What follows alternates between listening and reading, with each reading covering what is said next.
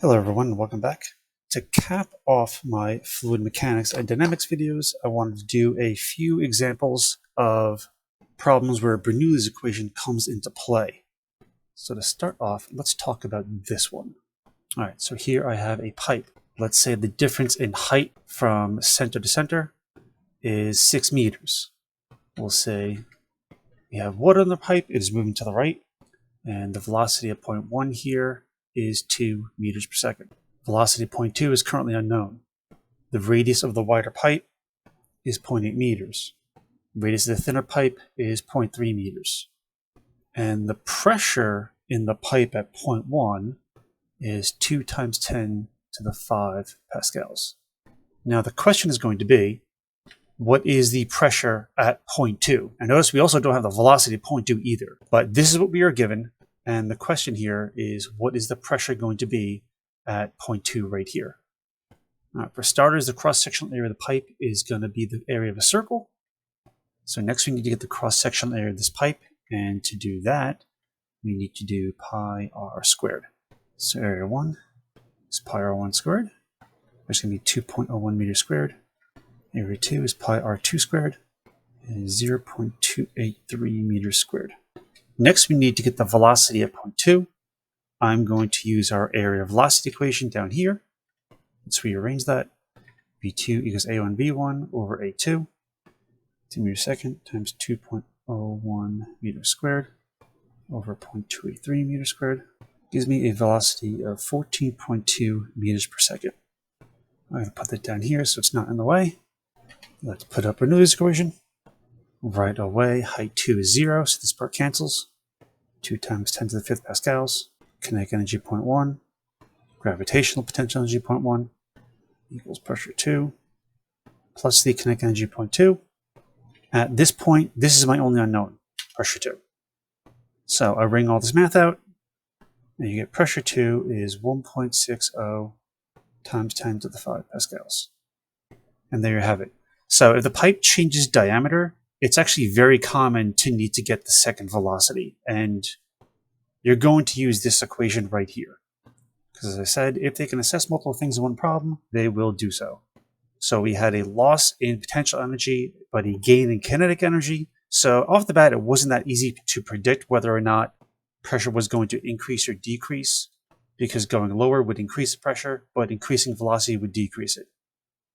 But after working it out, here's what we get. All right, problem 2. I have a container of water. Let's say you poke a hole in this container right there with a pin. We're going to say the height from the water line down to the pin is 1.8 meters. Now, if you stick a pin in here, when you pull the pin out, what's going to happen? Well, water is going to come shooting out of the hole. So what we're going to be asked to find here is, what is the velocity of the water when it shoots out of the hole? And I'm going to call that V2, because here are where our points are going to be. We're going to do a comparison, and the first one is going to be, and just outside of the hole is going to be 0.2, because if you notice, from going just inside the hole to just outside the hole, there's going to be a huge pressure difference. And to note, outside the container is going to be atmospheric pressure, but I'm about to prove to you that it doesn't really matter. So this problem actually does not need too much prep work here. So I'm going to jump right into Bernoulli's equation and see if anything zeroes out. Well, to start, this line here is going to be my 0 meter line, which means 0.1 and 0.2 are at the same height, which is 0. So gravitational does not come into play at all here. Also, this water inside the tank is at rest. We're going to look at the water shooting out of the hole as soon as the pin is pulled. A little side note, at this level in physics, even if they didn't say that, there's so little water shooting out of this tiny pinhole that it's assumed that the water line here does not drop. In other words, we're going to say you're looking for the velocity of the water being shot out of this hole during the first few seconds after the pin is pulled. So velocity at point 1 is 0. A little side note, this problem can be done with gauge pressure, but I'm going to do it with absolute pressure just to show you why. So the only thing left on the left-hand side is pressure, which is atmospheric pressure plus rho g height to the surface. Remember, this is basically depth. And the right-hand side, pressure is just pressure's atmosphere, because we're just outside the hole, plus 1/2 rho V2 squared. All right, well, as you can see right now, atmospheric pressure cancels. So like I said, this problem just could have been done with gauge pressure. Something else that cancels, though, is the density. And we're not dealing with any viscosity here, so that's fine. I'm going to rearrange for V2. And if I do that, I get square root 2g height to the surface. Now, if this looks familiar, it should. When we did energy, a very common problem was dropping a ball. That's gravitational energy initial equals kinetic energy final. mgh equals 1/2 mv squared, with height initial and velocity final. Mass cancels, and vf becomes square root 2g height initial. The only difference is, again, this is depth. It's height to the waterline. 2 to 9.8. I'll use the acceleration units because they match here. 35.28 meters squared over second squared under the square root. It's going to be 5.94 meters per second. A little side note on this one. It is actually quite common, if you're noticing the shape, to mix this problem with projectile motion. Because they could very easily say, this is 2 meters from the ground. How far along the x-axis does the water travel before it hits the floor? And all it is projectile motion, just like we did earlier in my videos. All right, next problem we are doing is going to be the plane wing. Basically, we're going to talk about how a plane wing creates lift based on its design. So here's my weird looking plane, and we're going to look at one wing. So the area I'm going to talk about is going to represent the area of the wing if you're looking down on the wing. Now here I have a side view of a cross section of the wing, as if I took a saw and sliced it right through here. Now before we get started on any of the math, I want to talk about some of the basics here. And instead of the wing flying, I want to imagine that this plane is put in a wind tunnel. So what they do in a wind tunnel is shoot air this way, right past the wing of the plane, to see how the wing affects the air. Now let's take a look at that in terms of particles. So I have a bunch of particles that are being shot at the wing. And let's take a look at these two right here. This particle goes straight under the wing, which if you notice is flat and ends up here. Now, whatever the velocity of the particle is relative to the wing, that is the velocity of the plane. Because if the plane is moving through the air, we see the particles of air staying still and the plane is cutting through them. So right here, I'm going to say the velocity of the plane is 180 meters per second. So relative to the wing, the particle I just talked about, that is the velocity of that particle. And I'm going to call that velocity 1. Now, the second particle here has to go over the wing and meets up with this other particle and ends up right on top of it. So this is V1 and this is V2. And they're different because if you noticed, particle 2 has to take a longer path. So based on the very first velocity equation learned in the course, large displacement over the same period of time will give you a higher velocity. So if you think about that, these particles all lined up. These go underneath the plane, these go over the plane. As the particles that go over the plane wing speed up, they begin to separate. They spread out. And if they start spreading out, that means you have a lower pressure, which means beneath the plane wing, which is P1, is going to have a higher pressure than above the plane wing, which I'll call P2. And that pressure is exerted over the area of the wing. Let's say the distance the particle underneath the wing travels is 7 meters, and the distance for the particle above the wing is 7.5 meters. So not really much of a difference. Or so it seems, but let's take a look. If we say the velocity of the bottom particle is 180 meters a second, and the plane is moving at a constant velocity, here's that original velocity equation again. I'm just going to rearrange it for time. 7 meters over 180 meters per second. It takes that particle 3.889 times 10 to the negative 2 seconds to go underneath the wing. That means it's going to take the same amount of time for that particle above the wing. And that particle is moving a higher distance, so let's see how fast that one's going. 7.5 meters over the same time gives me a speed of 192.9 meters per second. So here's what's going to happen here. We have pressure up on the wing, which means we have force up on the wing. I'll call it force 1. And we have pressure down on the wing, which I'll call force 2. Since the velocity of the particle going over the wing is larger, you basically have an increase in kinetic energy. Again, something has to be lost. That loss is going to be pressure. So pressure 2 is going to be less than pressure 1. Let's move this over here so we have some room. And let's start talking about how Bernoulli's equation comes into play. So we're looking at 1, which is beneath the wing, and 2, which is above the wing. Pressure can't pull. Pressure can only push. So the air beneath the wing pushes up, and the air above the wing pushes down. Our fluid, quote unquote, is air. And the density of air is about 1.3 kilograms meters cubed. Now, one thing to point out is the height is negligible. It does not matter.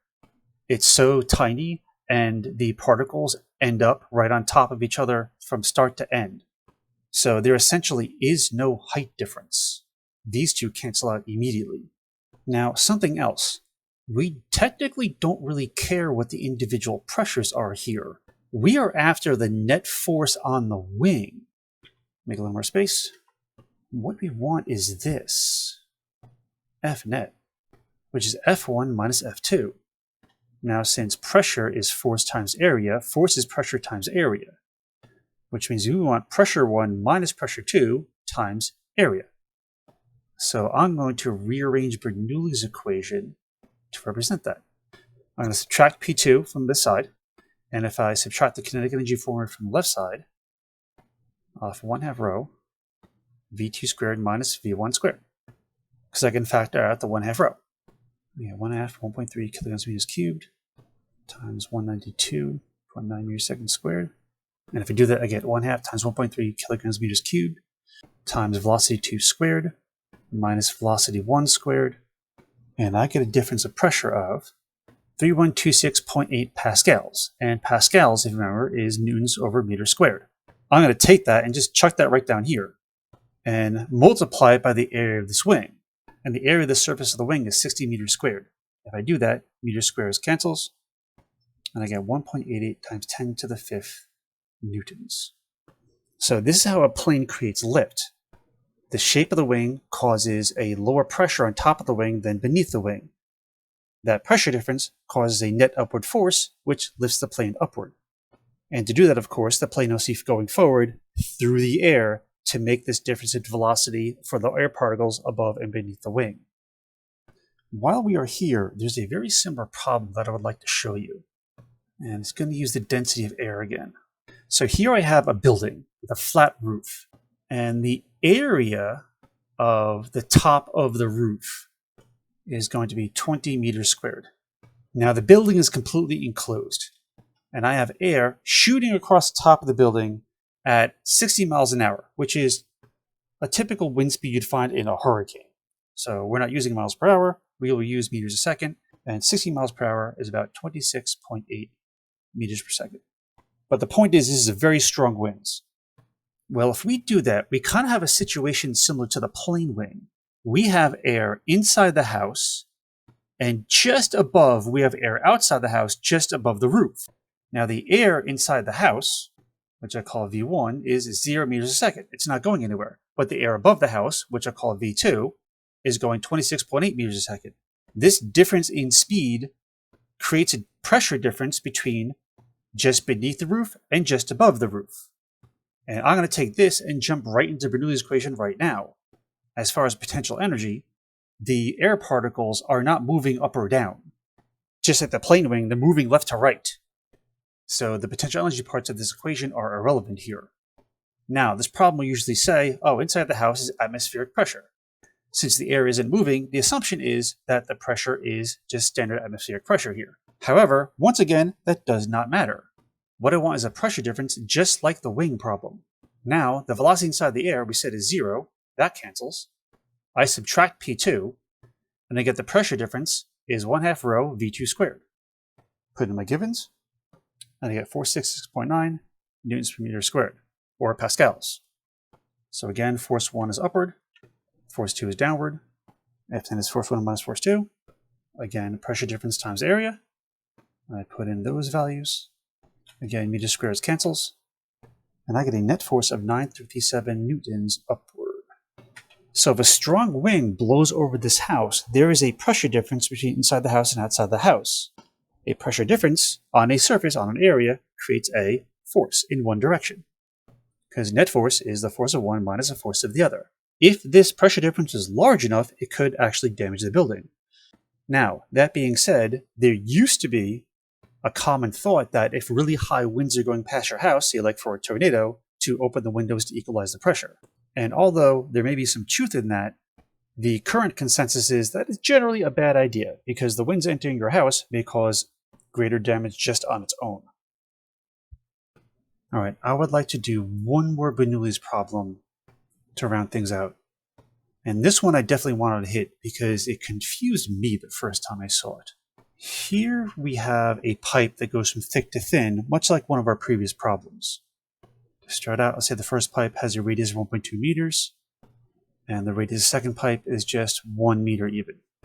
We have fluid flowing in this direction. The velocity of the thick pipe is 6 meters per second, goes into the thin pipe, and the velocity in the thin pipe is unknown. And the velocity in the thin pipe is unknown. Now here's the weird part. This pipe has a section of the pipe that goes straight up and is open on top.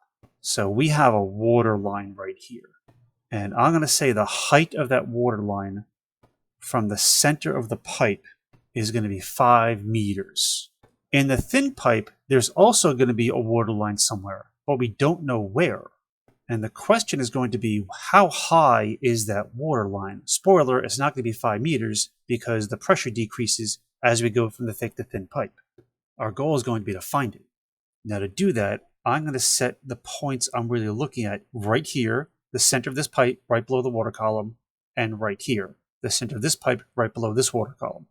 So again, I have water moving from left to right, thick to thin pipe, so it's going to speed up. I have 2 parts of the pipe that are open to atmosphere, which also means they're open to atmospheric pressure. Goal is to find the height of this column. Now, let's just start out by getting whatever we can.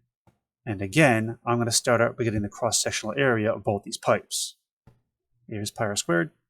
Area 1 is going to be 4.52 meters squared.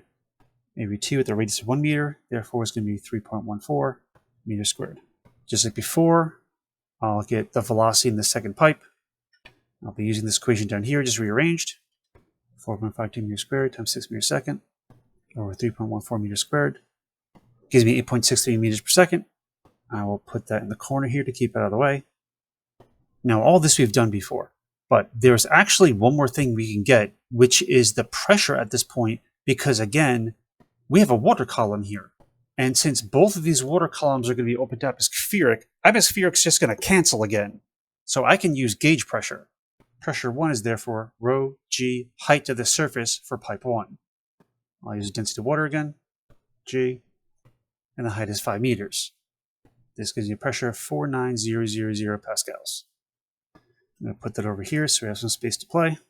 Let's see what we have. All right, we have Bernoulli's equation. First thing, let's see if anything zeroes out, and one thing definitely does. The height of my 2 points are horizontal to each other, and I'll make that lowest point in the problem, so it's my 0 meter mark. Therefore, the 2 potential energies just zero out. We found pressure 1 already. We have the velocity for the kinetic energy in part 1. Pressure 2 is unknown, so I'm going to leave it here. And we found the velocity in pipe 2, so we know the kinetic energy here. So I take this, boil it down, solve for P2, and I get the pressure of 0.2 at, and I get the pressure of 0.2, 20,762 pascals. Now, just like the first part, pressure 2 is also in a water column. So that means we can use rho g h. Solving for the height of the surface for pipe 2, pressure 2 over rho g, 29762 pascals, or newtons over meters squared, 1,000 kilograms over meters cubed, and now penny meters per kilogram. Let's see, newtons cancels, kilograms cancels, 2 of the meters cancels, which means I get 1 over meters here, which is going to flip, and I get 3.04 meters tall, which is going to be about here. And that is the height of the second water column. As is typical, College Board likes this problem because it assesses multiple things at once, including can you get the new velocity, using Bernoulli's equation and pressure at depth at the same time. All right, so if you practice the problems I did for fluid dynamics in the last few videos, in other words, start the video, pause it, give it a shot, then play the video to see how you did, it's pretty much guaranteed to help you out. Anyway, I'm going to end fluid dynamics here. Have a good day. This is Mr. M signing off.